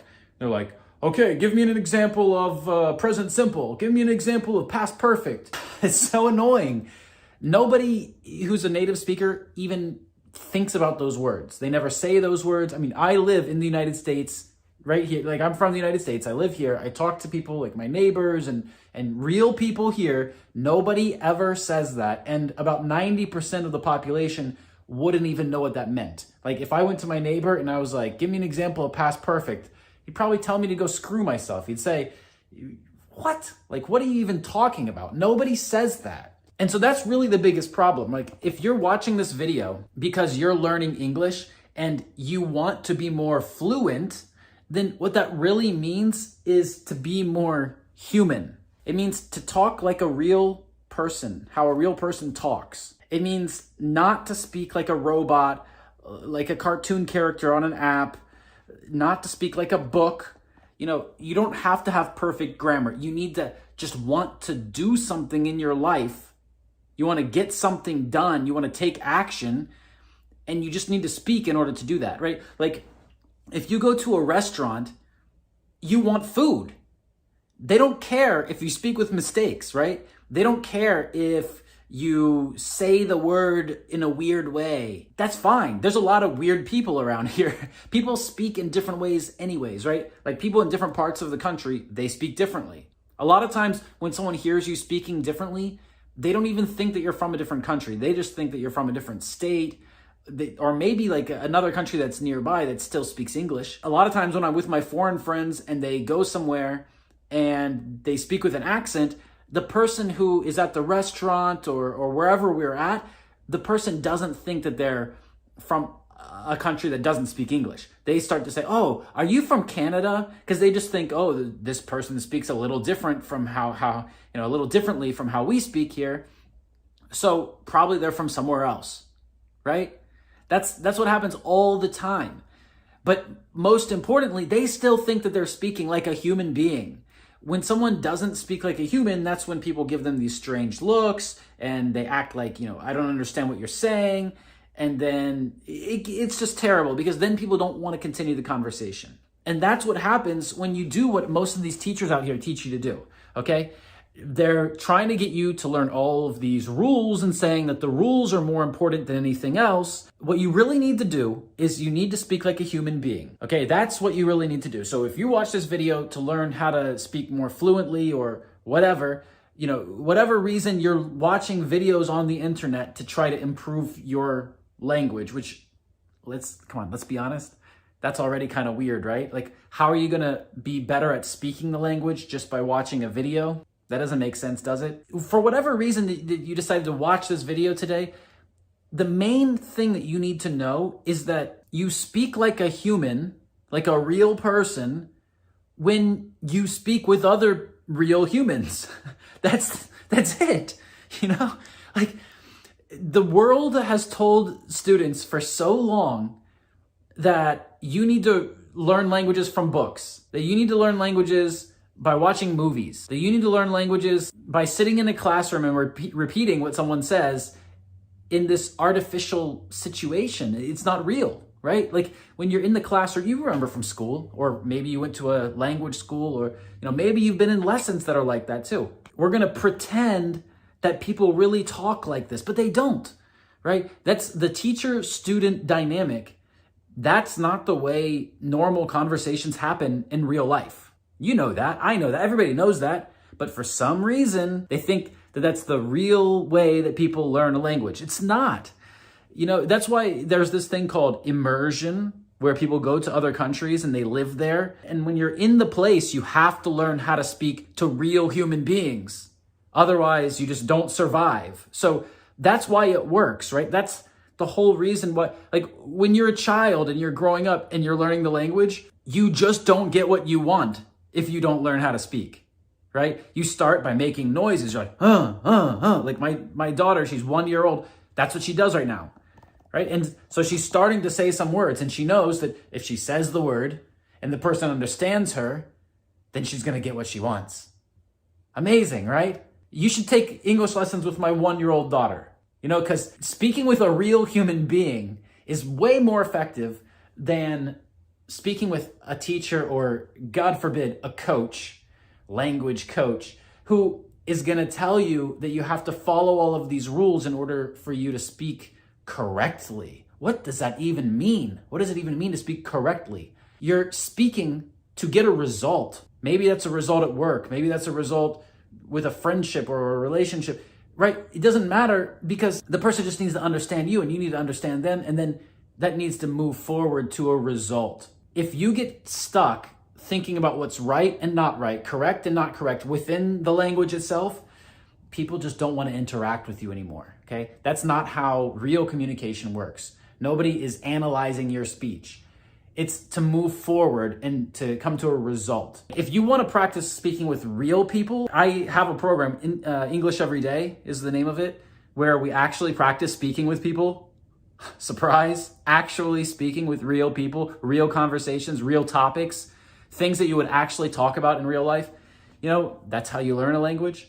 If that's what you want, there's a link under the video, but really just stop thinking that you're going to learn how to speak like a real human and that real humans are going to want to speak with you if you're just learning from books and watching videos and, clicking buttons because an owl is flying on the screen and tells you to do that. That's the worst. So yeah, I just wanted to tell you that today, and hopefully you start to speak like a real human. And if you're having trouble with that, just come to where the real humans are already speaking. English Every Day, click the link. I'll see you next time. In the last 12 years that I've been teaching English, about 10,000 different people have asked me to help them speak English more fluently. And most of them understand how to do it. I mean, the process, the system is simple. You don't have to really understand a lot about languages or anything else to use this system. It's basically just go out and practice, right? Practice makes perfect, we say in English. But the hard part of practice makes perfect is the practice part. It's not about knowing how to do it. It's about actually doing it. So if you're watching this video, I hope that you're one of the people who's going to use the information about how to speak fluent English and actually do that. Take the steps and put it into practice and get the result and make it worth your time to watch this video and to do those steps. Speaking fluently is something that people always ask about because they don't really understand what it means. Fluent means that it flows like water. The way that water moves in the ocean or in a river, this is flow. And it's very smooth and it's very natural. And it moves in one direction, moves back. It's very easy to understand. But if something is very rigid or choppy, if it's not smooth, if it doesn't flow, then it doesn't sound fluent. And that's what it means. When we say that someone speaks fluently, it just means that they flow. So the next question that people usually ask is, well, how many words do I need to know in order to be fluent? And my answer is always, it doesn't matter how many words, because it's not about the number of words. We could say that maybe 2,000 or 3,000, maybe 5,000 or 10,000. And none of those numbers will be the right number because they all mean something different. Those are just numbers from research that tell us how many people know how many words and how many words people actually use when they speak or when they write. So those numbers don't actually tell us how long it takes or how many words you have to know in order to be fluent. Being fluent isn't about words. It's not about the number of words. It's about flow. It's about how you put things together. And it's amazing that people who haven't been studying English very long and maybe have a very small vocabulary actually can have more fluent English than people who have a larger vocabulary and have been studying for a longer time. And that happens a lot with people who focus mostly on what they learn in books. They don't put it into practice in real life. They don't go out and use it. If you just learn it from a book, if you just study it, then it's always going to be that kind of knowledge for you. It's always going to be this thing that's in the back. It's not active. It hasn't been activated and you're not using it. So that's the difference, is that fluent language, it comes from someone who uses this language actively. The more actively you use it, the more fluent you'll sound. And sure, in the beginning, maybe you'll be making some mistakes, and it doesn't mean that you can actively use it one day and become fluent in one day. No, you need time and you need practice. All of those things that you already know. Before you clicked on this video, you already knew that you need time and practice. You need to go out and speak with people. And that's the most important thing. That's how you're going to gain fluency and improve your language knowledge and how you use the language. So everybody already knows that, but doing it is another story, right? So when we're trying to become fluent, we need to find activities and things in our life that we can link, that we can anchor to our language learning activities. For me, that was social media. I went on my pages, I changed everything to another language, and it helped me to have to be fluent. And then the people who I had to speak with there didn't speak my language. That was the next level, right? But in the beginning, it's okay to just practice English with people from your country or people from other countries. They don't have to be native speakers. They don't have to be professional teachers. You can get speaking practice with pretty much anybody. But after some time of just speaking practice, you might want something more structured. You might want something with a professional teacher who can tell you some things and help you remember some things and explain some rules. And that's a different skill, right? That's a different level of learning the language and becoming fluent. And if you're using that kind of resource, a teacher or a program or something like that, then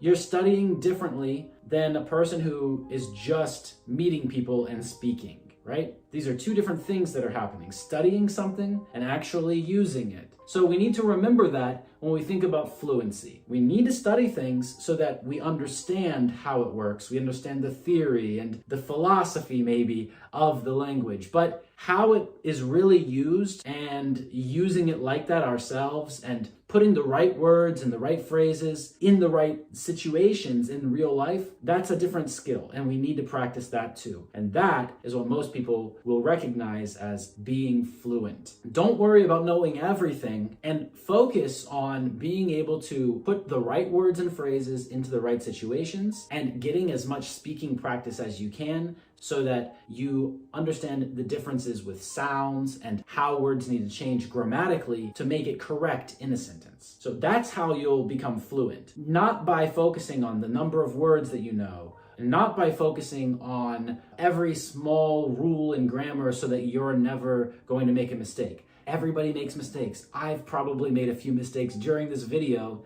just speaking, because when people speak and when people use the language in real life, they make mistakes. So if you speak without any mistakes, you're not going to sound very natural, are you? Another reason people worry about their fluency in the language, not only English, but any language, is pronunciation and saying the sounds naturally. You want to sound natural, and the reason that you want to sound natural is because more people will understand you. Natural doesn't mean correct. Natural means the way that people really speak and the sounds that they really make with their mouth. Now, in a book, it might say that this is correct, and the way that people say it might be different. And so you have to decide how you want to sound to other people. Do you want to sound like they sound, or do you want to sound how the book says that you should sound, right? So this is your decision, but you're going to sound more fluent if you choose to sound how people sound instead of the book.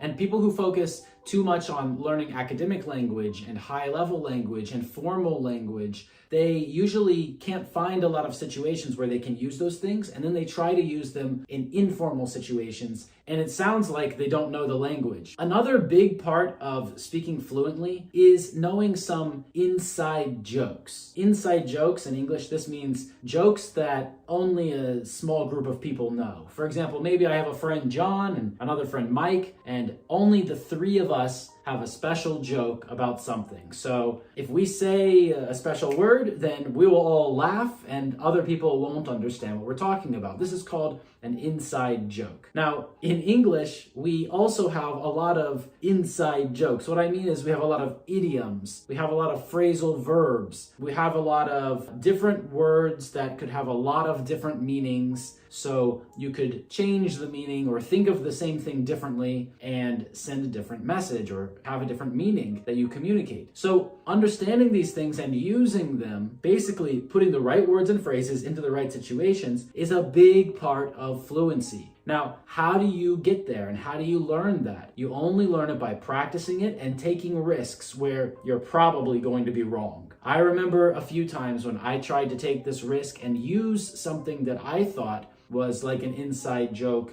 in the language, and I used it in the wrong way. And people told me, hey, Chris, that sounded really terrible. You should never say that again.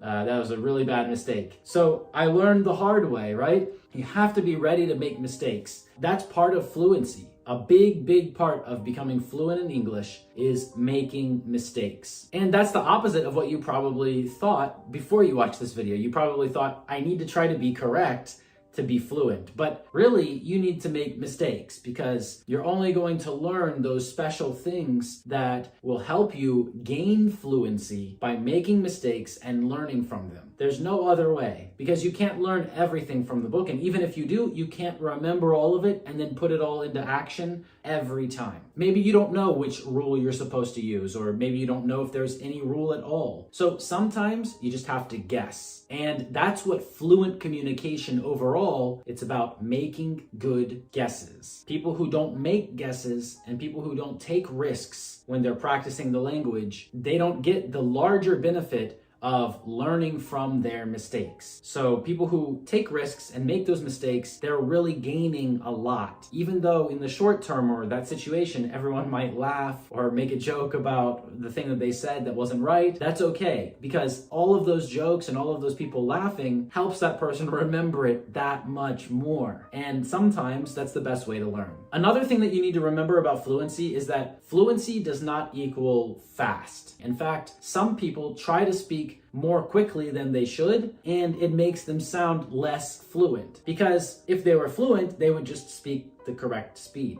and they would be able to say everything at a normal speed for everyone to understand. So this is another issue that I see a lot of advanced students have. They try to speak too quickly, and they try to communicate more than what they can say in a short amount of time. They try to communicate too much, or they try to focus too much on the semantics. They try to focus too much on which words they choose to use in the sentence and how this communicates so much, because they're advanced and they understand all the meaning behind the words. So they're trying to use all of that. But a native speaker or other normal people who are just walking around, they're probably not thinking that deeply about what somebody's saying to them or about what they're going to say. So that's another really important rule to remember, is that fluency is simple. Simple language. Use simple names for things. Everything is simple. When you make it more complicated and you try to use specific words about things, then it gets messier and more difficult, because now there's going to be a lot of vocabulary around those things that we also need to know. But if we can just have simple conversations, we'll always sound fluent. In fact, that's what I've found, is that people will think that I'm fluent or that I'm native if I only say short phrases. Don't go and say complicated things, then it doesn't give away my accent. And of course, I'm talking about when I speak Russian. But when I have to say much longer phrases, it's very clear that I have an accent, and it's very clear that I'm not a native speaker. So the first step to fluency is to master the simple phrases, to master all of the simple things,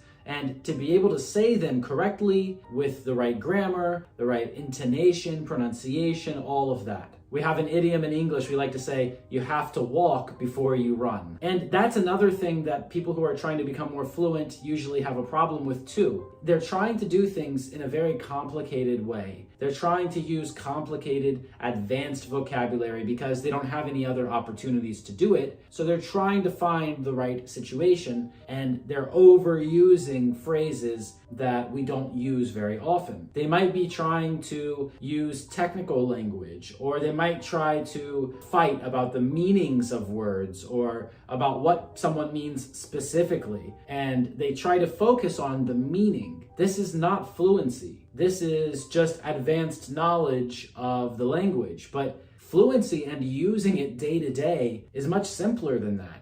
Now, that doesn't mean that we never use those advanced things. Sure, in other situations, that's what makes you fluent or not. Not in the way that advanced students usually do this. So the difference between being fluent and being advanced, which is just a level of knowledge and a level of having studied the language, right, as a student of the language, these are different things. Fluency is about flow. So an advanced student could be fluent and could know all of these things. But an advanced student could also not be fluent and try to do lots of things that they've learned as an advanced student instead of just doing the hard work of practicing. So at the end of the day, how do you become fluent? Everybody already knows it before they watch a video. You need to practice. But how are you going to do that? What's your plan? What are your next steps? Because the next steps that you take are going to decide what result you'll get. Thanks again for watching. Subscribe for more videos, and I'll see you in the next one. Bye-bye. Hey everybody, welcome to another video with me, Chris Americos, and in this video, I'm going to tell you how you can find a speaking partner to practice English with.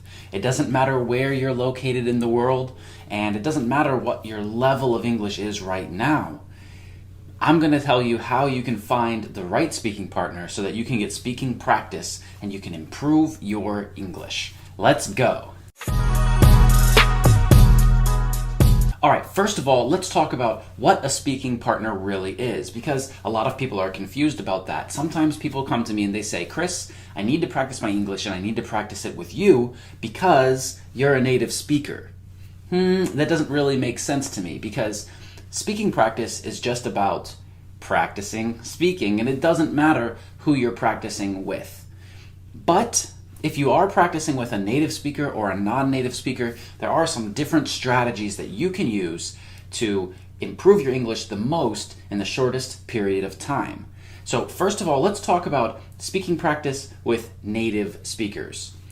If you are a non-native speaker, which means that English is not your first language, and you're practicing speaking with native speakers, maybe you're in a classroom, maybe you're practicing online, maybe you just travel and you meet people and that's how you practice, right?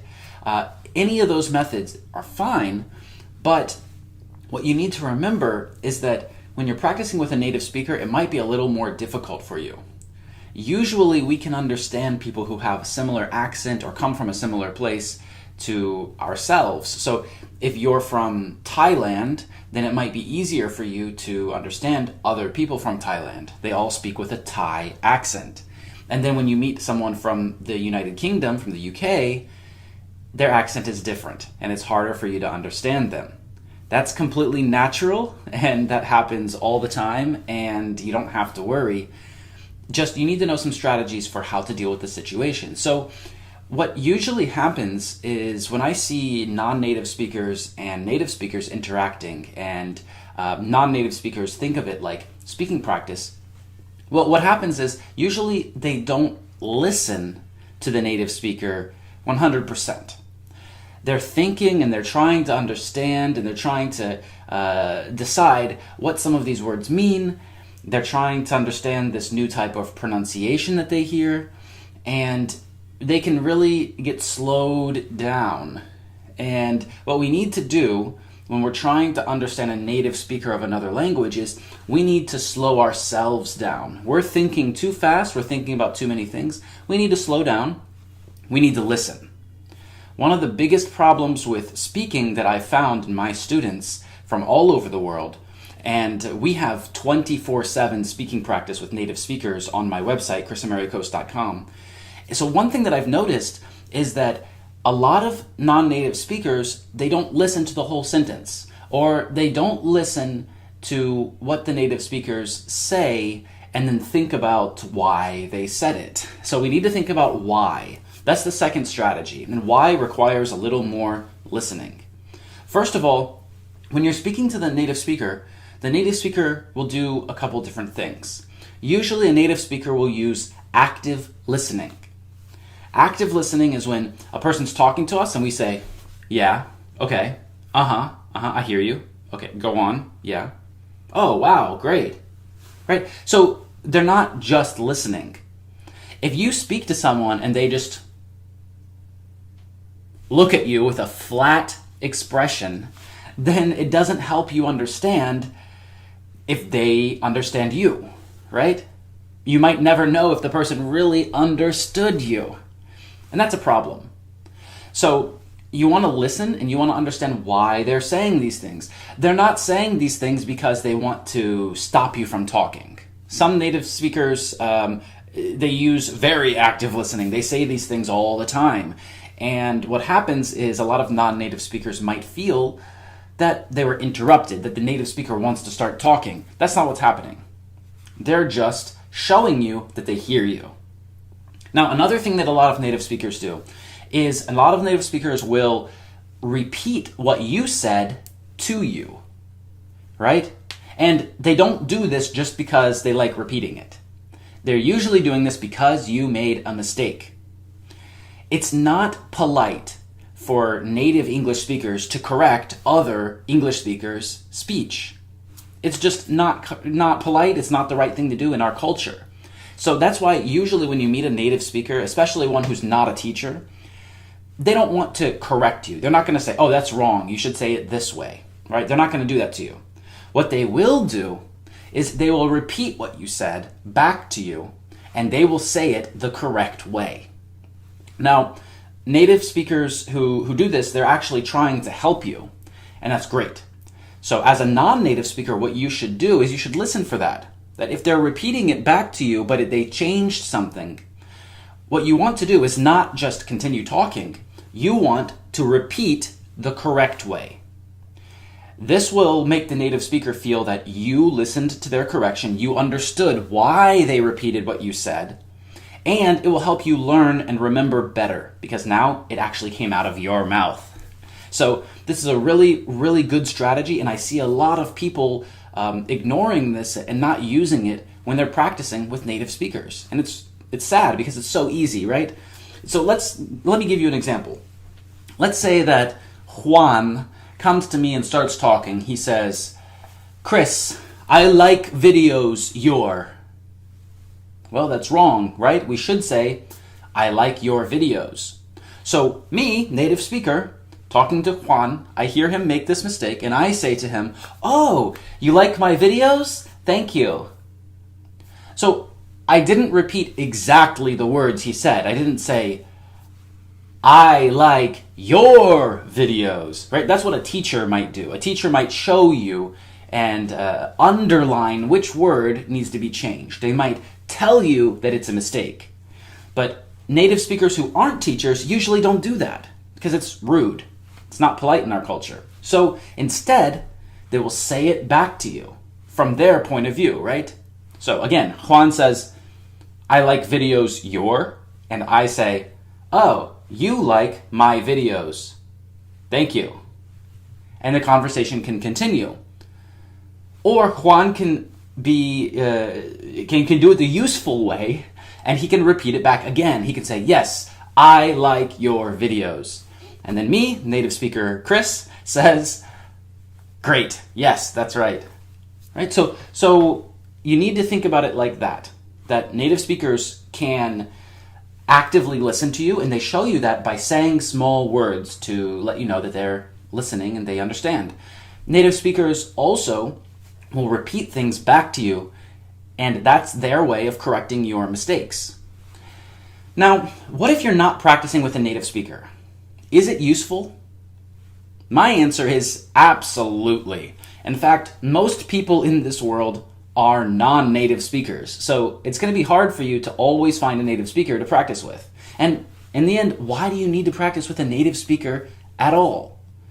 Well, a lot of people believe that practicing with native speakers happens faster because they don't have to think so much about what they say. They think that it's more natural because, again, they don't have to think about it, they just say it. But really, you want to find a native speaker who's a teacher if you think that it's important to find a native speaker. But you can practice with non-native speakers too. And practicing with non-native speakers is actually a great strategy that a lot of people don't understand. Because non-native speakers use a more general type of English. They don't use so much slang. They don't use so many idioms and collocations. And all of those things are just different ways for me to say that native speakers have their special little language, and it depends which country they're from. So understand this. Me, native speaker from the United States, if I go to Australia or if I go to Ireland, I will not understand a lot of the slang and idioms that people use. Yeah, I speak English, I'm a native speaker, but I won't understand that because it's different in different countries. And that's why it's much better to practice with non-native speakers than to practice with native speakers in many cases. So the perfect balance here is to practice with both non-native and native speakers, to not see the difference, right? Instead, we should see, oh, I practiced with a person from India, I practiced with a person from Sri Lanka, I practiced with a person from Italy, from France, from Brazil, from Argentina, from Mexico, from Indonesia, right? It doesn't matter. And native speakers are the same way. Instead of just saying native speaker, there's lots of different types of native speakers, and they sound different, and they use different words and phrases. So if you're practicing with a person from New Zealand, they're going to sound different than a person from Canada. And you'll need to understand that when we're speaking English and understanding English in the world, we should try to understand all of these things. So we need to understand some basic, general English. That's where you should practice speaking English with your speaking partner. Right? You shouldn't focus so much on slang and idioms. That's only important if you're going to go live in that country. If you don't live in that country, then it's only important if you listen to the music or watch the films from that country, right? It's about that country. It's about that region of the country sometimes. People in New York speak differently than people in California. So it's really important when we look for English speaking practice that we understand which practice we're actually looking for, that we understand why we're looking for this kind of practice and what we want to get out of it. So before you go into any speaking practice situation, you should set a goal for yourself. Understand what you want to achieve by practicing speaking with this person or this group of people. Now, if you want to join speaking practice lessons, we have lessons every day. So 24/7, you can join a speaking practice lesson and practice with people from around the world, and you can practice with professional teachers who are also native speakers. So we have both options for you. The link is under this video somewhere, or you can go over to my website, chrisamericos.com/EE, the letter E 2 times. And you can see our speaking program. You can join and you can start speaking immediately. Now, speaking practice and finding a speaking partner is one of the most difficult parts of learning English. I've heard it from so many students. They all tell me, Chris, I can go on the internet, I can watch videos on YouTube or Facebook, and I can learn grammar. I can do grammar exercises on different websites for free. I can learn vocabulary.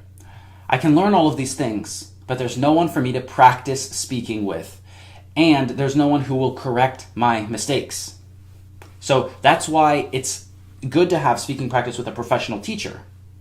A professional teacher should be able to correct your mistakes, tell you why you're wrong, tell you about the rule that you broke, right? Because if we're wrong, it's not just because somebody's a native speaker and they said that we're wrong. It's not just because in America people don't speak like that. No, that's not how it works in languages. Languages have rules.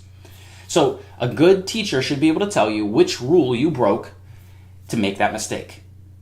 And once you learn more and more of those rules, then you'll be able to remember when you're speaking that, oh, I made that mistake before and there was a rule about it, right? It helps us to make a note and then implement that, to add that into reality when we speak in the future with someone.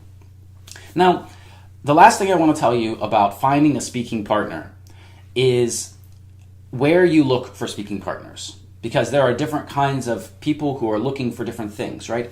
There are apps on the phone that you can download and you can join and you can just find a random person in the world and connect with them and start speaking. That's pretty cool. But it's not always the best idea to just find a new random person every time, because your speaking practice will always be the same. It will always be the first meeting speaking practice, right?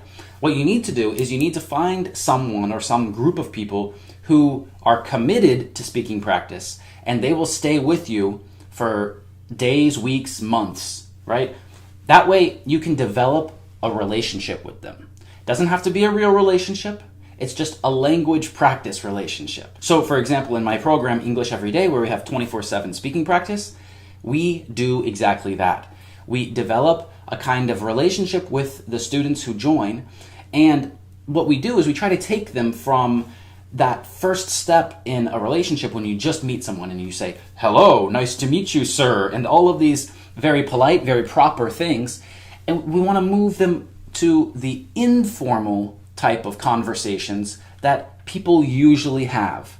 It's more natural to speak informally because we have more informal situations in our lives than formal situations. So that's why we want to just focus on finding partners who are committed.